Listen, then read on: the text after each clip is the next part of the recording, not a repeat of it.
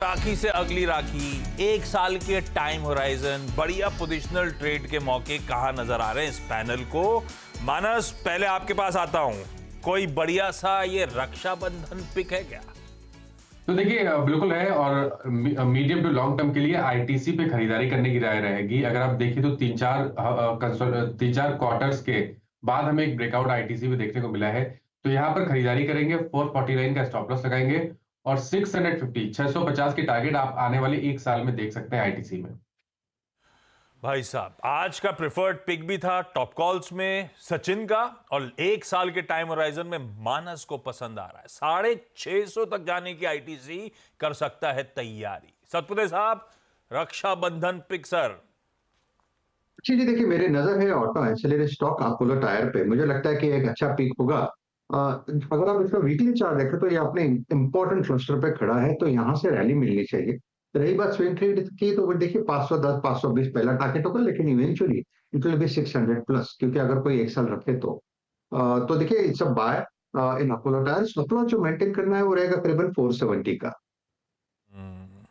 गाबा sir, आपकी तरफ से कौन सा पिक, एक साल का टाइम होराइजन कौन सा अच्छा लग रहा है? स्टॉक जो मुझे पसंद है, आई थिंक वो है एबट इंडिया। ट्रेड करा 27,900 के आसपास। 26,000 स्ट्रॉन्ग सपोर्ट जोन, इसमें एक अप मूव मिलना चाहिए। मेरे जो टेक्निकल टारगेट है करीब 35,000 के ऊपर है, तो 35,000 प्लस के लिए मेरे ख्याल से एबट पर ध्यान देना चाहिए। लीजिए भाई, एबट का 35,000 प्लस का लक्ष्य गाबा सर की तरफ से। बहेती साहब, आपका रक्षाबंधन पिक। आशीष जी, रक्षाबंधन के पिक पे मार्केट के बिग ब्रदर के साथ ही जाना चाहेंगे। रिलायंस इंडस्ट्रीज पर खरीदारी की सलाह रही है। हमें लगता है एक अच्छा बेस बन चुका है रिलायंस में 2900 का जो जोन है वहां पर, और एक अब वापस तैयार हो चुका है ब्रेकआउट देने के लिए। तो 2900 के करीब का एक स्टॉप लॉस लगाना है इसमें। जो टारगेट्स निकल कर आ रहे हैं शॉर्ट टर्म, जो इसमें टारगेट दिख रहे हैं वो 3050, 3050 और 3100 तक के टारगेट्स। अगर मैं नेक्स्ट रक्षाबंधन तक की बात करूँ तो हमारे टारगेट्स में 3600 तक के टारगेट्स दिख रहे हैं। बाप रे। रिलायंस की चर्चा हुई तो ध्यान रखिएगा, इस चैनल का स्वामित्व प्रबंधन रिलायंस इंडस्ट्रीज के पास है। इंडिपेंडेंट एडवाइजर से कंसल्ट कर लीजिएगा। और आरआईएल में एक और चीज बता दूं, आज 10 रुपए का एक्स डिविडेंड भी होने जा रहा है, ये काउंटर। सचिन, आज का नहीं, यहां से लंबी अवधि के लिए एक बढ़िया सा पिक।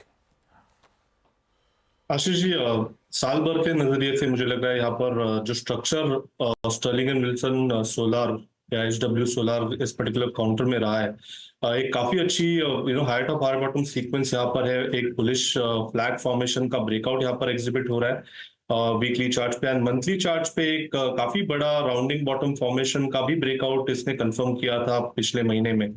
तो मुझे लग रहा है लगभग 60 से 70% की अपसाइड अभी भी अनलॉक होनी बाकी है। जिस तरीके से ओवरऑल स्ट्रक्चर है, मुझे लग रहा है 630 तक गिरावट भी आती है तो खरीदारी की जा सकती है। अपने पोर्टफोलियो में जरूर रखें। 540 के वीकली बेसिस के स्टॉप लॉस के साथ 900 से लगभग मुझे लग रहा है 1100 तक के पैटर्न टारगेट्स यहाँ पर अवेलेबल है। ओके, रचना जी, रक्षाबंधन पर आपकी पिक क्या रहेगी? जी, मेरी तरफ से जो रक्षाबंधन पिक रहेगी this will be Asian paints.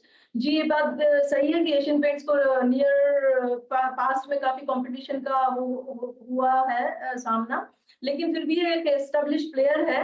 And इसका चार्ट सेटअप जो है वो ऑसम है, not just daily chart but उसके ऊपर के टाइम फ्रेम्स में भी it is at a very important support of 200 period average. तो यहाँ से अगर हम एशियन पेंट्स को बाय करते हैं कैश में, तो यहाँ से 2900 का हम ऐसे लगाएंगे एंड उसको होल्ड करेंगे for a period of 1 year. तो इन दैट केस हमारा टारगेट होना चाहिए 3400 पहला टारगेट एंड 3500 दूसरा टारगेट। ये एफएमसीजी सेक्टर का भी पार्ट है, तो एक डिफेंसिव बेट भी है, तो एक रक्षा ऑफ योर पोर्टफोलियो के लिए भी इसकी थीम बैठती है। ओके, 3500 तक के इवेंचुअल टारगेट्स के लिए एशियन पेंट्स। मयूरेश, एक साल का टाइम होराइजन, बढ़िया सा आइडिया।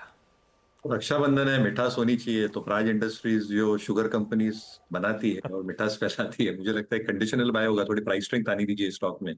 पर जो ये प्लांट्स 2G 3G एथेनॉल के डेवलप कर रहे हैं, जो नई टेक्नोलॉजीज डेवलप कर रहे हैं, डीजल में हो, एयरलाइन टर्बाइन फ्यूल में हो, मरीन में हो, और जो इनके प्रॉफिट्स रहे, इनफैक्ट जो मार्जिन परफॉर्मेंस रहा है 13.2%, जो ऑर्डर बुक है और एक्सपेक्टेशन इनका जो इंजीनियरिंग डिवीजन भी है, जो वाटर ट्रीटमेंट सॉल्यूशंस में है, हाई प्योरिटी सॉल्यूशंस में है, काफी कुछ चीजें कर रही है और काफी कुछ चीजें एडवांस स्टेजेस पे है, तो ये स्टॉक को बिल्कुल आपके नजर में। ओके भाई साहब, बहुत बढ़िया 1 साल के टाइम होराइजन के picks. ITC, Apollo Tyres, Abbott India, Reliance Industries, SW Solar, Asian Paints और प्राज इंडस्ट्रीज। रखिए काउंटर रडार पे। क्विकली